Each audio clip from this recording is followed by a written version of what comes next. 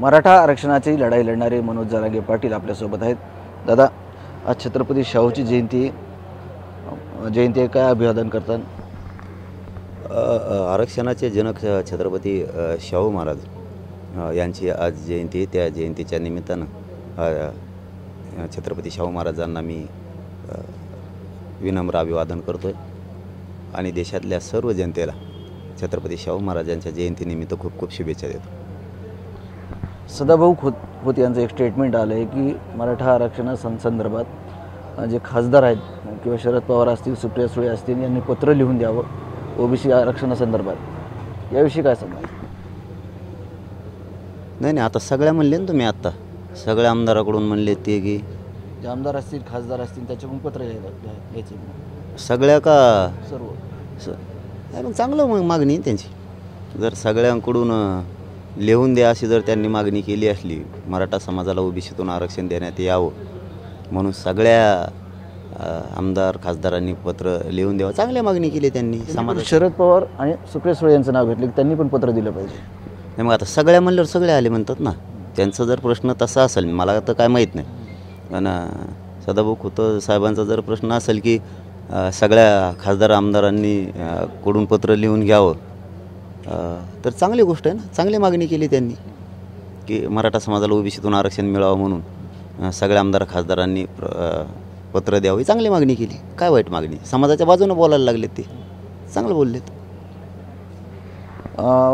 आता उद्यापासून अधिवेशन सुरू होते, पावसाळी अधिवेशन, आणि तुम्ही 13 तारीख दिली सरकारला.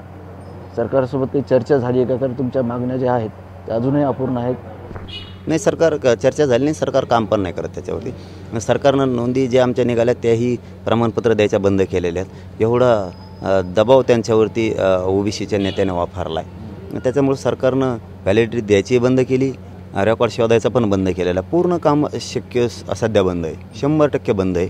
किंवा खूप मोठा अन्याय मराठा समाजावरती सरकार करायला लागले, हे मात्र सत्य आहे. पण आमच्या अन्यायाला वाचा आम्ही फोडणार. आम्ही जनता 6 जुलै ते 13 जुलै ताकदीनं एकत्र येणार आणि सरकारला आम्ही जागं करण्याचं काम करणार आहेत की आमचं द्या, नसता आमचा नाविलाज करू नका राजकारणाकडे जाण्याचा. हे आम्ही ठासून सांगणार आहे, कारण आमच्यावर अन्याय व्हायला लागला आहे, हे सत्य आहे. मी समाजावर अन्याय होऊन देणार नाही. माझ्या मराठीची अशी शक्ती आहे की सरकारला घाम फोडणार एवढी शक्ती आहे. प्रचंड रूपानं आम्ही एकत्र येणार. जरांगे पाटील 288 जागा निवडणूक लढवणार किंवा पाडणार आहेत असं तुम्ही नेहमी म्हणता. नेमकी काय तयारी झाली? किती मतदारसंघ तुम्ही चाचपणी केली, पाहणी केली? किती उमेदवार असणार आहेत? नाही, आम्ही 4 टप्प्यात केलं आहे पूर्ण. 5वा करायचा होता, परंतु हे हॉस्पिटलला असल्यामुळं मला आता नाही करता आला. हे 1-2 दिवसात आमचं पुन्हा सुरू होणार आहे. आम्ही चाचपणी करतो आहे, हे खरं आहे, सत्य आहे ते. आता आमचा पहिला टप्पा आहे. आता आधी जनजागृती रॅलीचा, शांतता रॅलीचा, आम्ही असे 5 टप्पे टाकणार आहेत. त्याच्यानंतर बैठक घेऊन मराठा समाजाची, त्याच्यानंतर बैठक घेणार आम्ही आणि ठरवणार 288 उभा करायचे का पाडायचे. आणि एकदा निर्णय ठरला पाडायचे तर पाडणार, आणि निर्णय ठरला उभा करायचे तर उभाच करणार. मग आम्ही बदल नाही करणार मराठा समाज. पण ते एकदा 13 तारीख होऊ द्या. शंभूराजे देसाई साहेबांवरती आमचा विश्वास आहे की आमच्या दिलेल्या व्याख्याप्रमाणे सगळ्या स्वारीची आम्हाला आज अंमलबजावणी पाहिजे. त्यांनी सांगितलं होतं आबकडं करू, आमची व्याख्या राहू द्या, तुमची पण ठेवू, त्याप्रमाणे करून मग अंमलबजावणी करू असं सांगितलं होतं. त्याच्यात जर आमच्याशी त्यांनी दगाफटका केला, मग मात्र त्यांचा कार्यक्रम करावा लागणार आहे समाजाला नाविलाज.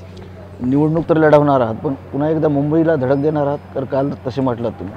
होऊ शकतं. जर मुंबईत जाऊन आम्हाला आमच्या सगळ्या स्वारीची अंमलबजावणी व्याख्या आमच्याप्रमाणे घेतोत म्हणल्याने जर घेतली नाही, तर आम्हाला मुंबई सोडायचीच नाही असं जर समाजाने ठरवलं, तर पुन्हा काही होऊ शकतं. पुन्हा करोडोत मराठा आम्ही एकत्र येऊ शकतो. आमच्या लेकरासाठी का नाही एकत्र यायचं बाबा? आम्ही का नाही? हीच संधी एकत्र येऊन मिळवण्याची. माझी जात एकत्र आणि मिळवणार. आम्ही जाणार पुन्हा. आम्ही घराघरातून 2-2, 3-3 माणसं जाणार. आम्ही पुन्हा जाणार राज्यातून. काही अर्धे इथं ठेवणार, अर्धे तिकडं जाणार आहे. हो, यावेळेस तर महिला बी येणार आहे. ह्यावेळेस करोडोत महिलासुद्धा मुंबईला येणार आहे, करोडोत. ते पण हे महिलाच सांगायला लागल्या जातात का आता ह्यावेळेस आम्हाला यायचं. मागच्या वेळेस तुम्ही म्हणलं होतं येऊ नका, आम्ही तुमचा शब्द ऐकला आहे का नाही? म्हणलं हो ऐकला. ह्यावेळेस आम्हाला पण यायचं. आता म्हणजे घरातले आता अर्धे माणसं घरी राहणार, अर्ध्या महिला घरी राहणार. अर्धे माणसं मुंबईला लेकराला न्याय देण्यासाठी लढायला मुंबईकडे येणार, सज्ज झालेत. माता माऊल्या सज्ज झाल्यात, मराठीही सज्ज झालेत लढायला जायला मुंबईला पुन्हा.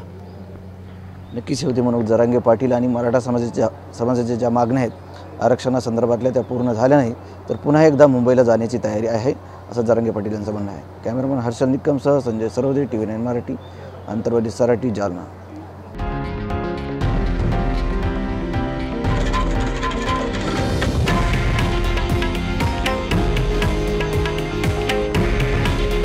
हे आहे देशातील नंबर 1 न्यूज नेटवर्क आणि आपण पाहत आहात TV9 मराठी. काळजी तुमची, हित महाराष्ट्राचं.